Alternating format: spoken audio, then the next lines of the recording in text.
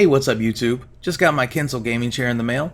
The rest of this video I'm going to show you guys what it looks like from box to finish and then give my final thoughts, so stay tuned. Alright, this is the box that it came in.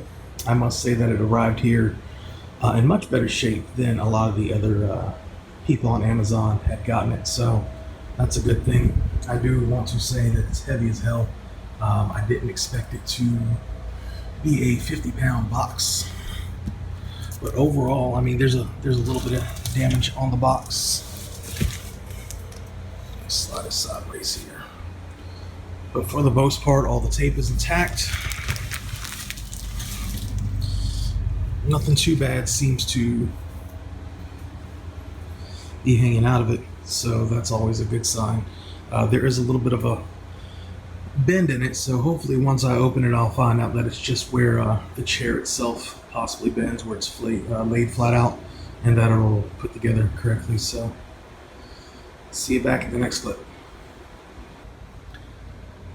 Alright, here it is after I've opened the box, and as you can see, most of it is packaged fairly well. Just wanted to get a quick clip of this before I start pulling stuff out. So everything seems to be bubble wrapped, boxed up, padded pretty good, so that's a good thing. Now on to taking it out and putting it together. Alright, there's no directions with this thing. Most of it's pretty straightforward. Just wanted to point out some things while I was putting it together. This thing right here, make sure that you read this because it does have a front, that way you don't put it on backwards. 4 bolts for this. Then you're going to have 2 bolts here that are going to have 2 flat metal pieces like this. These are going to be for your arms to attach on there. The entire chair comes assembled other than this piece here, the 2 arms, the wheels, and then the bottom piece for the rollers. So like I said, it's pretty straightforward, but it does suck that it doesn't have any actual directions. So alright, it's been about maybe 20 minutes since the first part of this video. It only took me that long to put the chair together.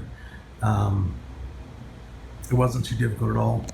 One thing I can say about this already is for the price, the build quality seems decent. However, if you are a larger person, this chair is probably not going to be for you. I'm a bigger guy, and it is not very comfortable for me.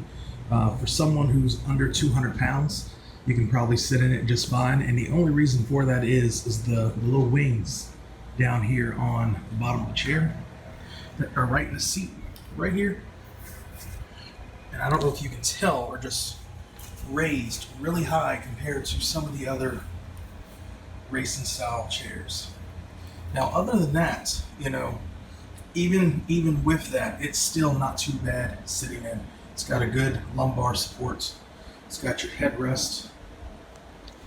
Everything seems to be intact. Nothing seems to be torn or ripped. None of my parts seem to be messed up. Everything went together pretty good.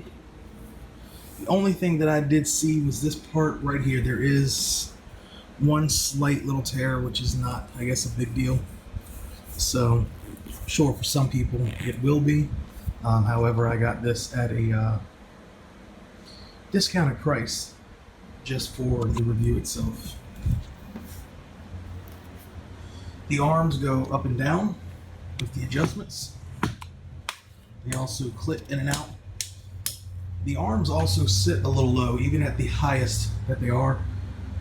They sit a little lower than they probably should, so here's the little warranty thing that comes with it. I've not taken it off yet. I'll cut that off in a bit. It looks like it's got a seal and then some type of aluminum warranty card inside, and you see the Kinsal in the headrest as well as the lumbar supports. So I'm still going to try it out, even though I know that I might be a little big for the chair. That way I can at least finish up the review. Like I said, for a smaller average sized person, I think this is going to be a great alternative to a DXracer chair that is a bunch more, because this guy only runs $200 versus a DXracer that's going to run you anywhere from $350 to $400. So an average desk chair at, say, Staples or Office Max or somewhere is going to run the same price as this. So, all right, this is the follow-up to the rest of the parts of video that were in this video. I've had some time to sit in this chair, and some things that I've got to say about it is that for a $200 chair, it's a lot less than the DXracer. The materials are not bad at all. I knew when I was getting it in that I wasn't going to get a DXracer. I was more impressed by the materials than I thought I was going to be. Everything seems to be pretty good. The armrests seem decent quality. The material seems decent quality. It does have a little bit of a smell to it, but that's probably just the smell of plastic after it's been bagged up, and it should kind of go away in a day or so. The levers that actually recline the seats were very heavy grade, just like the DXracer. That was one thing I was really impressed with, that they didn't really go cheap there.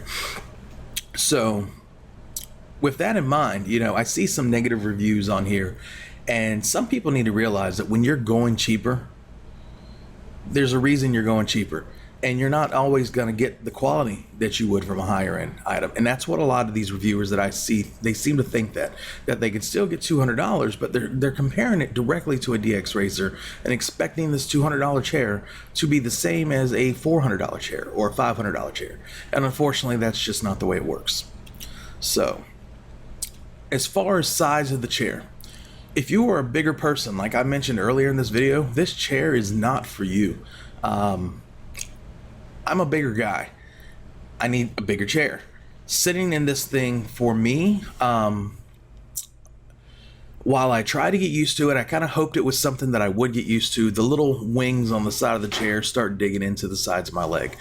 This chair would be awesome for anyone who is probably 200 pounds or below. Just a smaller framed individual.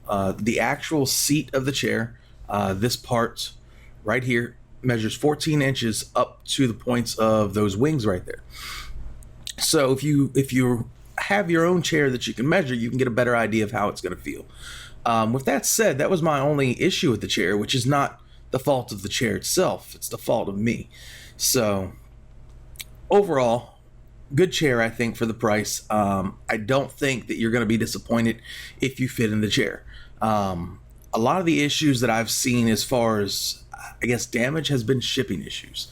And a lot of that also can't be really held on the manufacturer, other than maybe if they make the box a little bit better. My packaging came in, like you saw earlier in the video, much better than a lot of people's had, so I was lucky.